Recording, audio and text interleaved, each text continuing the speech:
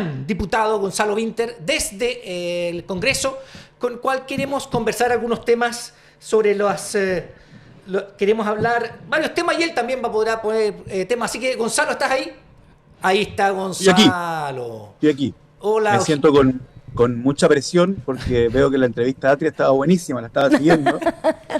Y se cortó para escucharme a mí, entonces tengo que estar a la altura de lo que corté. Es como los festivales de Viña cuando sacan a un artista y entra Claro, otro, claro.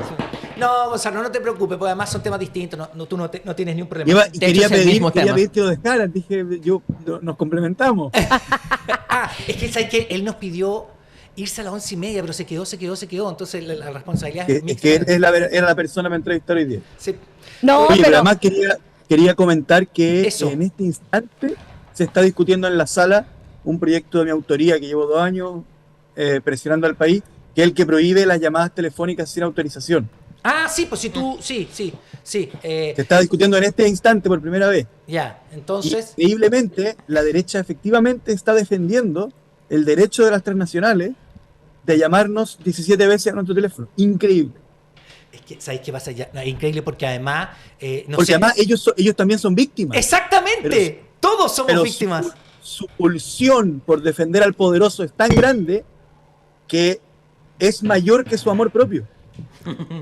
Oye, es increíble. A mí me llaman, no sé, 3, 4, 5 veces al día de distintos. Y gracias a Dios ahora dicen llamada que dice, sí. No sé cómo dice, pero dice así como. Posible fraude, algo así. No, pero no posible fraude, posible spam. Posible spam. Entonces uno lo mira y lo deja nomás. Pero sí, llegan muchas llamadas de esas. Pero es legal. Sí, po. Y cuando tú eres legislador, todo lo que es injusto y es legal es tu responsabilidad volverlo ilegal.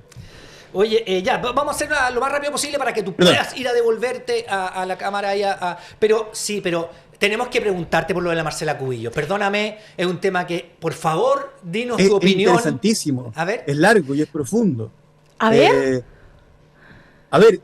Es muy profundo y habla del sistema económico en Chile en general.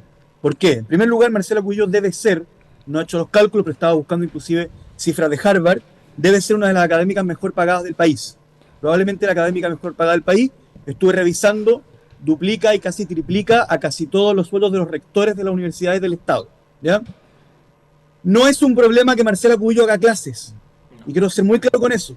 Eso está bien. Es más, si yo fuera rector de una universidad, que ella hiciera unos cursos de las áreas que se maneja, está bien. El problema es que es la académica mejor pagada del país sin hacer investigación. Exacto. En un país que tiene cerca de 2.000 personas con doctorado cesantes, ni siquiera ganando menos que Marcela Cubillos, cesantes, incapaces de encontrar trabajo alguno, ya con doctorado. Entonces, habiendo 2.000 doctores cesantes, la Universidad San Sebastián decide contratar a Marcela Cubillos por cerca de 26 aranceles, o sea, lo que pagan 26 estudiantes al mes para poder financiar a Marcela Cubillos. Y ella dice, no, pero es que yo no solamente hago clase, sino que además investigo. Pero sus investigaciones son propaganda política. No seré yo quien demonice la propaganda política, ¿ya? Parte de mi vida es repartir volantes con mis propuestas en la feria. El problema es cuando le dices al país que eso es una investigación, porque el libro de Marcela Cubillos efectivamente se repartía en los stands de campaña del rechazo y no tiene bibliografía. Entonces, ¿cómo alguien me va a decir que la académica mejor pagada del país, el libro con el cual se convierte en la académica mejor pagada del país, es un libro que no tiene bibliografía? Eso se llama propaganda política. Por lo tanto, abrimos una arista que es la de si eso no es financiamiento ilegal de la política. Sí, pero luego viene la respuesta en donde ella dice, perdónenme, pero esto es una empresa privada. Esta empresa puede tener su propia política de contrataciones, y si la Universidad San Sebastián, en su directorio, integrado por Andrés Chadwick, protagonista del caso Hermosilla, ¿cierto?, quien vendía influencia política en el gobierno de Piñera desde el Palacio de la Moneda como mercancía, ¿ya?, la Universidad de San Sebastián puede decidir a quién le paga y por qué le paga.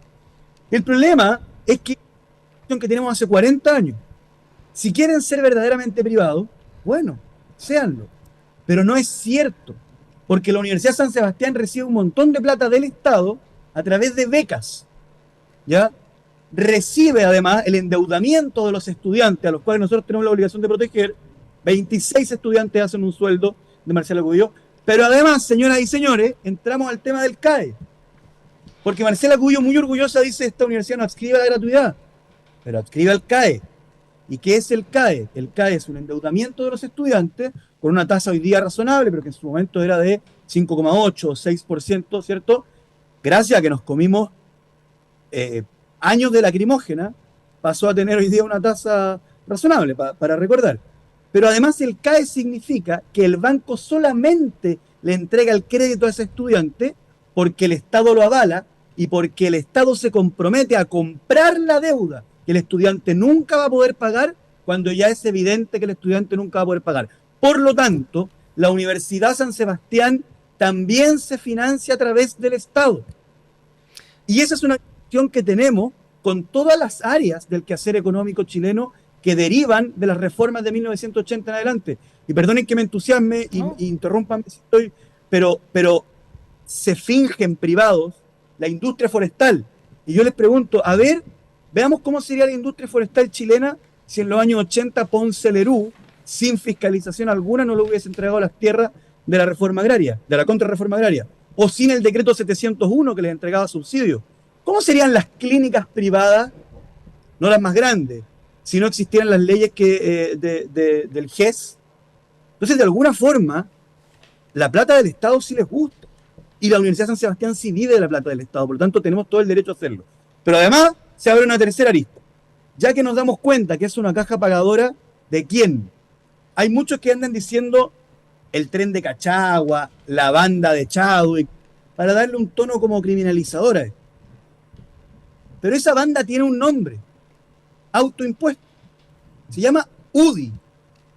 Se llama Unión Demócrata Independiente, no es otra cosa que eso. UDI, que es el partido para el cual servía el señor Hermosilla.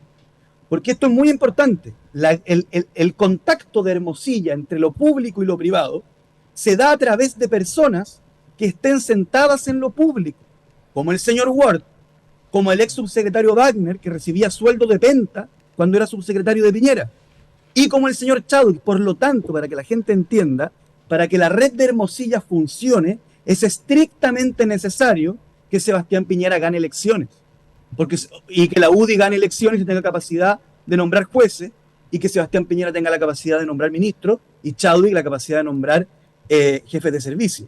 Entonces, ¿a qué cargo postula esta persona que trabaja en una caja pagadora de la UDI? Redoble de tambores, postula a la alcaldesa de Las Condes. La Municipalidad de Las Condes, justamente la otra caja pagadora de la UDI. Entonces, esto es muy profundo y muy peligroso, porque tenemos que hacer una arista sobre el financiamiento de la educación superior en Chile. Tenemos que abrir una arista acerca de cómo estas supuestas empresas privadas tienen total autonomía, cuando en realidad igual viven de la nuestra y del sudor del trabajador chileno. Sin decirlo, porque nos quieren hacer pensar como que el 1% más rico de Chile, que controla el 50% de la riqueza, todos son Mark Zuckerberg, que en una idea brillante inventó Facebook. No. De algún modo, gran parte de ese 1% vive de su influencia política, vive del Estado y, por lo tanto, vive del sudor de los trabajadores chilenos. Entonces, aquí se abren muchas discusiones. Yo no sé si hacía las clases. Ahí no hemos tenido tiempo para investigarlo. ¿Y de Pero qué? se dan cuenta de lo que es que esté postulando justamente a la Municipalidad de Las Condes, que es la otra caja pagadora de la UDI. Sí, oye, dos cosas. Uno, nosotros investigamos, Bernardita Ruffinelli y nuestra directora investigaron los libros, todos los libros. Entonces el primer... Perdón, no los saludé, pido disculpas. No, pero está Bernardita Ruffinelli, está Hassan Akran, estoy yo. Y queríamos comentarte que el primer libro se llama 4 de septiembre, Rechazo de Chile, varios autores. Ella escribe un ensayo y es un relato puertas adentro como integrante de la convención, es su testimonio, es el primer libro. ¿Recuerda que dijo 3 libros y medio, dijo ella? Porque dijo 3 libros sola y uno con otros. Este es el primero. 4 de septiembre, rechazo de Chile, varios autores, ensayos, etcétera. Ella escribe una cosa testimonial de lo que ella vivió en ese. Hay 8 autores, están ahí. Aportando un octavo del total del libro. Sí, Un octavo. Gonzalo Arenas, Jaime Bedrapo, Ana Luz Durán. Ojo, está bien que ese libro exista. Sí, No, sin sí, duda. pero que lo que No ella me lo dijo- pases como una investigación Exacto, académica que te exacto. convierte en a la académica mejor Eso es lo pagada que del estamos mundo. diciendo. No es un paper. Segundo Sobre todo libro. si lo vas a hacer con la nuestra. Segundo libro. Porque sin CAE, la San Sebastián no existe. Sí. Reforma educacional, un experimento fracasado, varios autores. Y ella escribe uno de los artículos también en esta. Lo que está mintiendo, digo yo, porque ella dijo que había escrito... Y el último es el leer antes de votar, que tú citaste, que lo hizo para la campana del rechazo. Y bueno, allí era un panfleto y no tiene ni una cita bibliográfica, como tú bien dijiste. Vale 2.300 pesos ahora 2.340, no le quiten los 40, 2.340. 2.340 en... Ahora, Boca Libre. lo único que no le podemos restar es efectividad a todo este financiamiento de la política. Sí, claro. Porque Sí, funciona.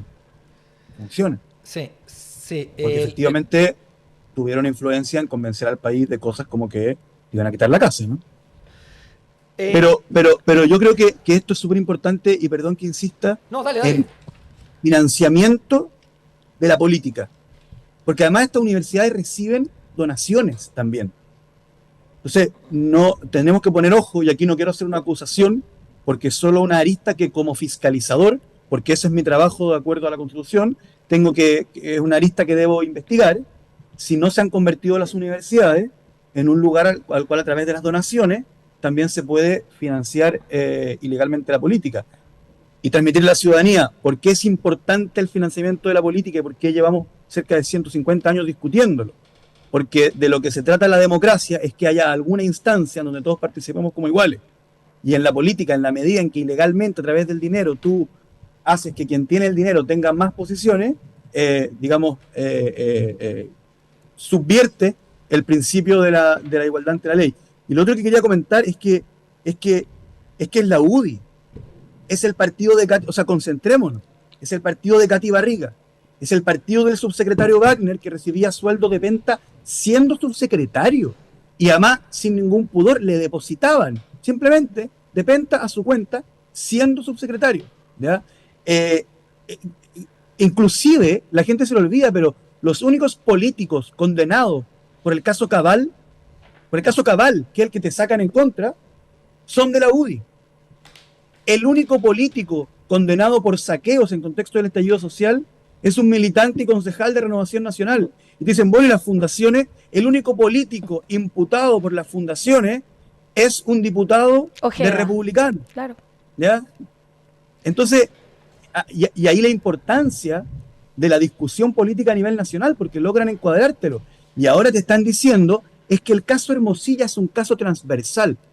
No, por una razón de pudor y porque ocurrió en febrero, hace muy poco, el país no se atreve a decirlo, pero el caso Hermosilla es principalmente, es muchas cosas, pero es principalmente un caso de corrupción del gobierno de Sebastián Piñera. ¿Ya? Eso es lo que se investiga en el caso Ward.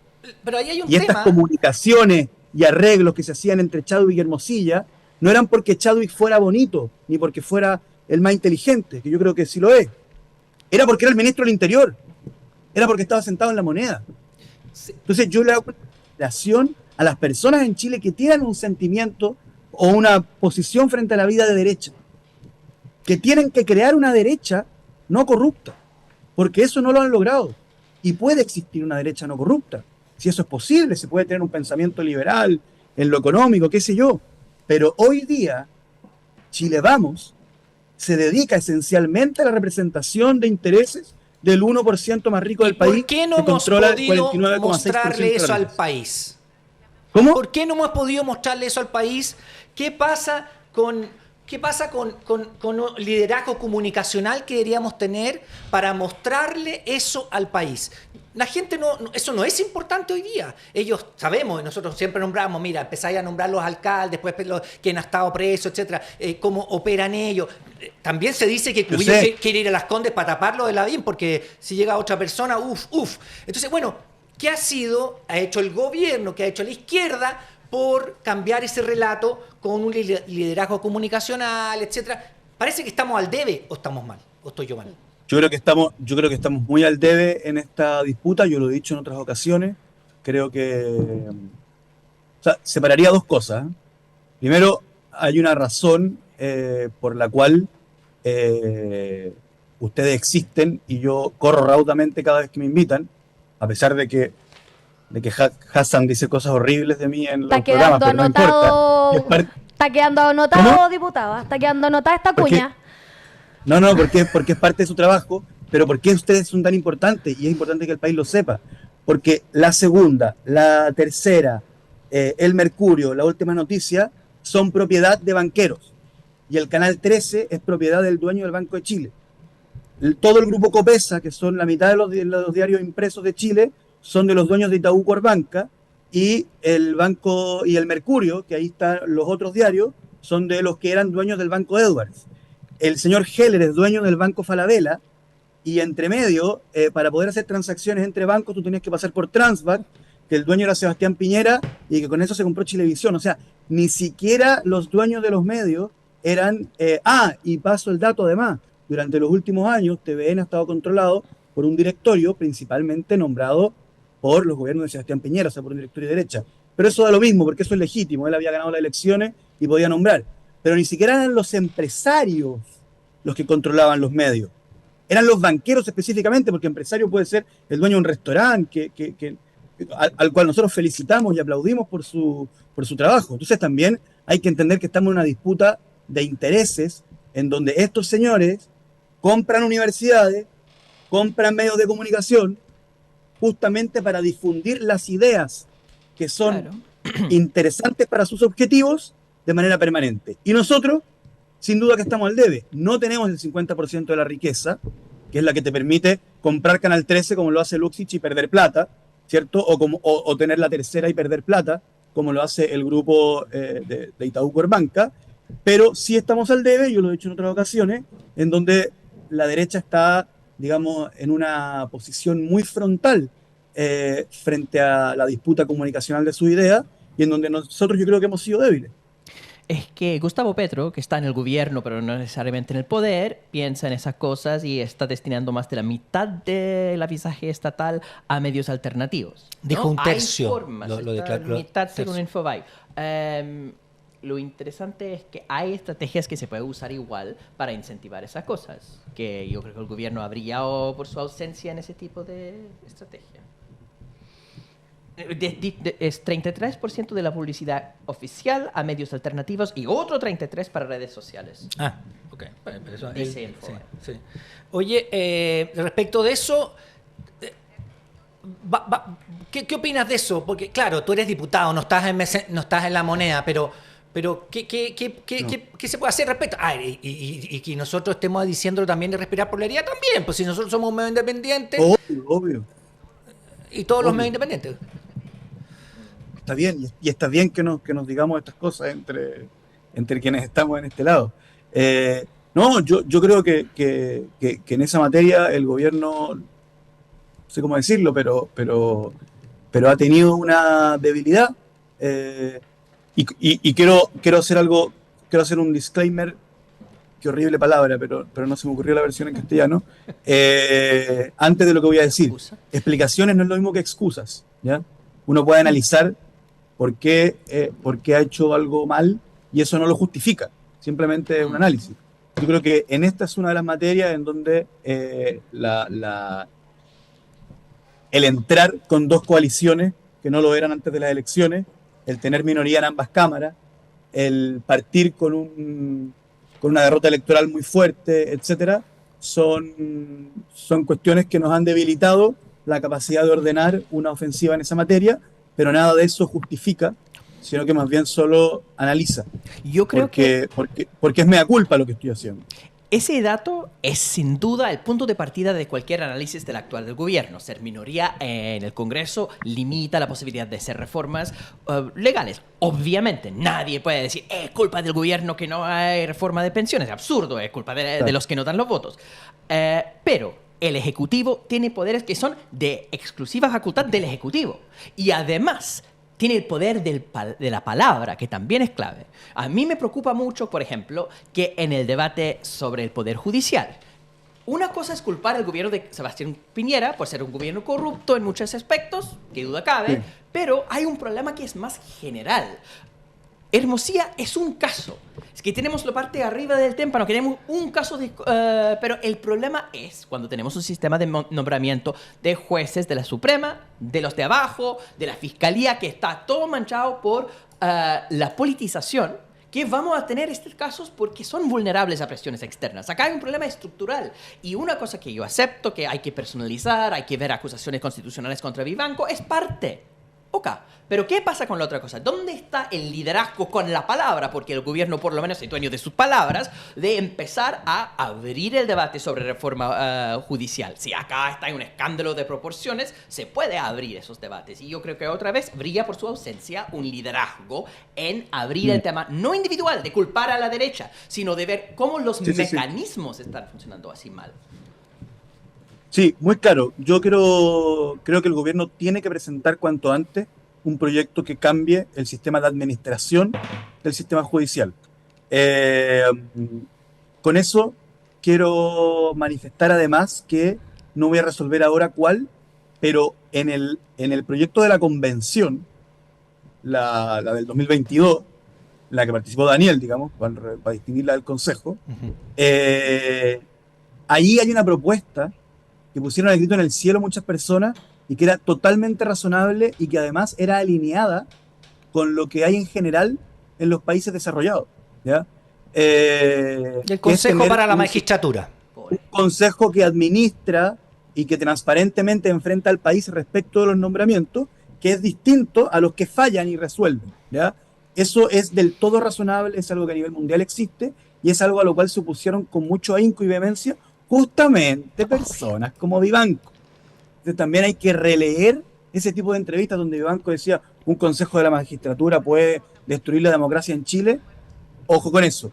Yo soy partidario de eso y además creo que también es razonable y que podría mejorar muchísimo esta cuestión lo que propuso la comisión de expertos del consejo e inclusive estaríamos mejor en un pie si sacáramos lo que propuso el consejo, el de la constitución de Kast, ¿ya? También es un avance en esa materia, porque la versión que tenemos hoy día es decimonónica y yo creo que además también hay que modificar la existencia no solamente del sistema de nombramiento, sino también la existencia de abogados integrantes. Sí. Eso tampoco tiene ninguna justificación ni necesidad, porque hay personas que litigan frente a la Corte Suprema también pueden ser parte de los fallos de esta.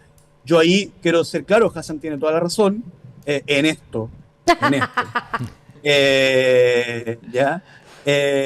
Y el gobierno tiene que presentar este semestre un proyecto de reforma que va a ser largo, que va a ser de largo trámite porque sería una reforma muy profunda.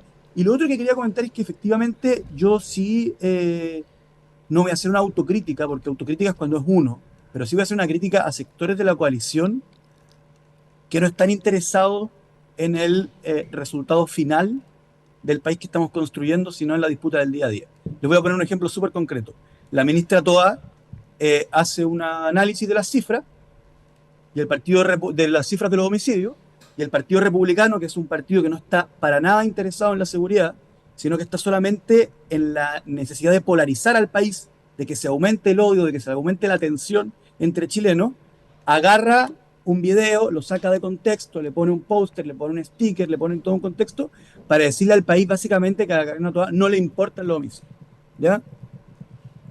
Y va a la tercera, raudamente, entonces dice, vamos a hacer una noticia acerca de una polémica creada en el laboratorio del Partido Republicano. Y la tercera se presta para eso. Lo quiero decir con todas sus letras, la tercera. Entonces va donde todos los diputados que podrían hacerse parte para que se hagan parte. Y se terminan haciendo parte Raúl Soto y Jaime Araya. Porque con tal de aparecer o de mandarle un mensaje al gobierno en alguna pelea chica que tienen, etcétera, son capaces de sumarse a un bulo de republicanos.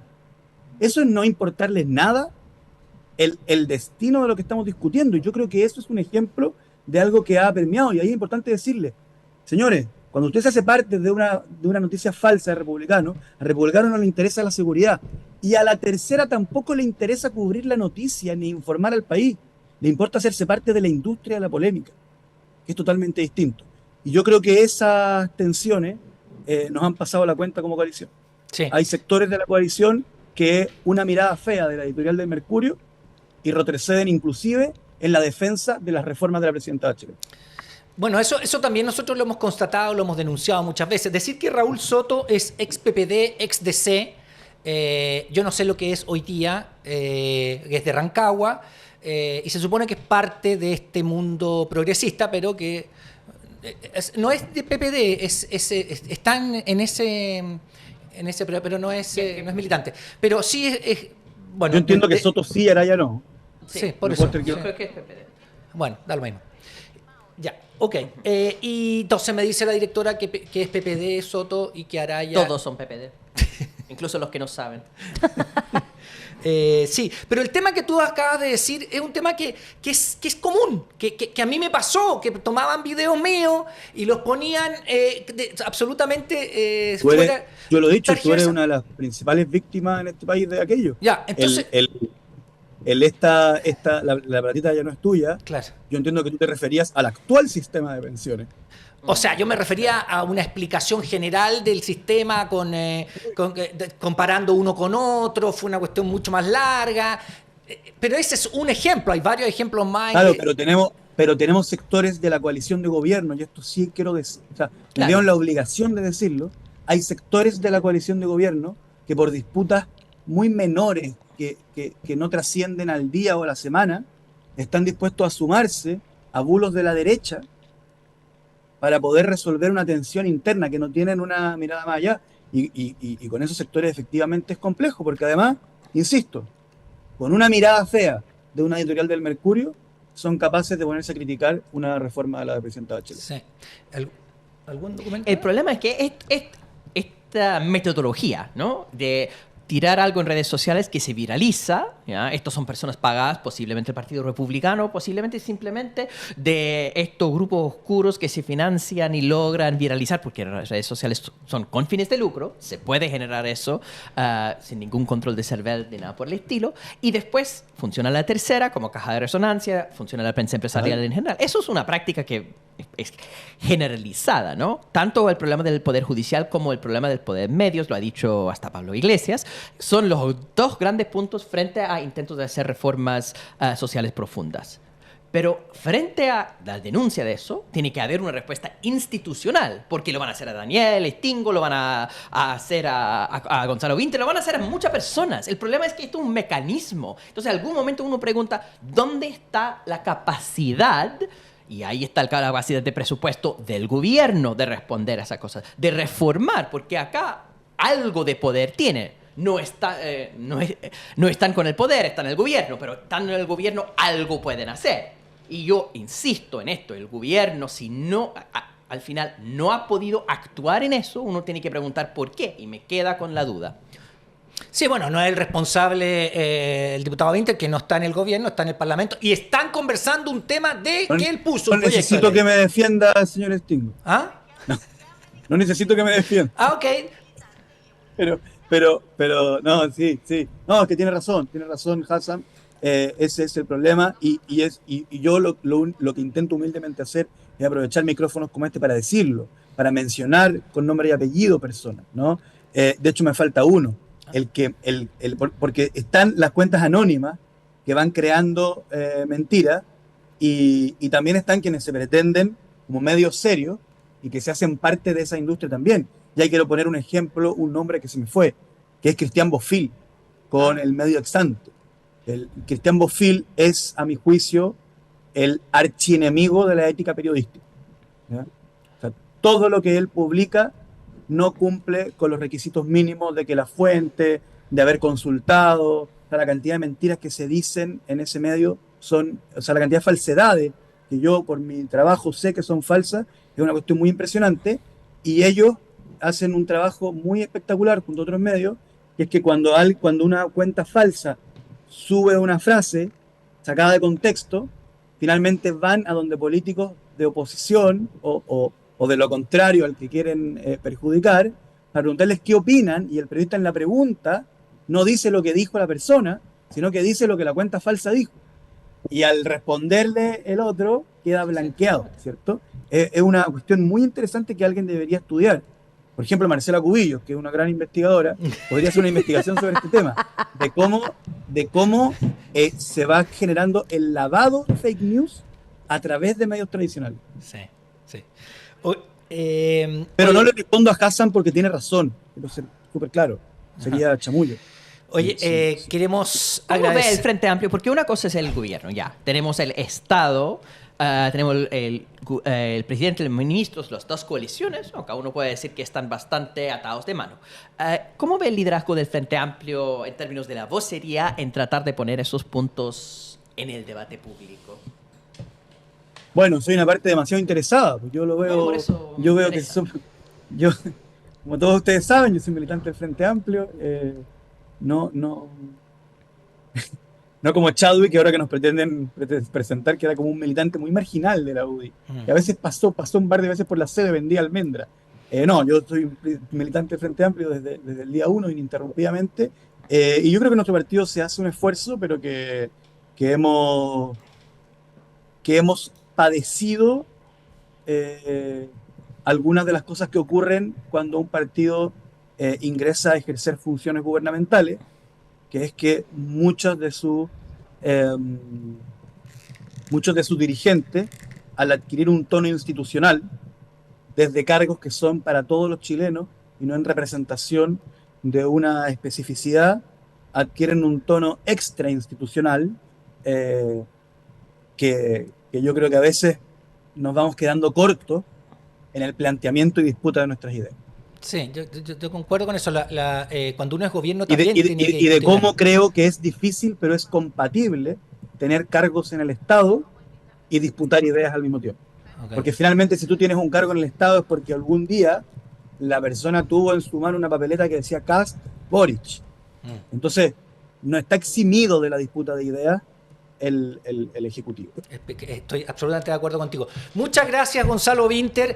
Tiene gracias que a ir ustedes. a votar por Voy a su ver en cuántos propio... problemas me meto por esta entrevista. A ver cuántos videos sacamos Sí, en no, las páginas de República. pero es importante que vaya a votar, que no nos llamen todo el día las telefónicas y que la derecha defiende. Así que muy agradecido por haber estado con nosotros No, gracias a ustedes. esta tarde. Está invitado al estudio cuando quiera. ¿Eh? Cuando quiera nos dice, viene para el Encantado. estudio. Sí. Así que Ya, pues, cuídense. muy a grandes. Chau, chau. Uno de los grandes temas de nuestra democracia ha sido la ausencia de pluralismo y de diversidad en los medios de comunicación. Cuando uno ve muchos medios y periodistas, oiga, que agachan la cabeza, es penoso. Ustedes tienen una audiencia que no es la audiencia tradicional, que yo siento que necesita saber el Chile que tenemos. Que exista medios, espacios como La Voz de los que Sobran, No de los que sobran, la voz de los que dicen la verdad y que luchan por la justicia. no solo es importante, sino efectivamente contribuye a fortalecer nuestra democracia. Y sigan siendo los periodistas que son valientes, corajudos, Gracias. no teniéndole miedo a enfrentarse a los poderosos. Aporta y hazte parte de la comunidad con este link que está en la descripción.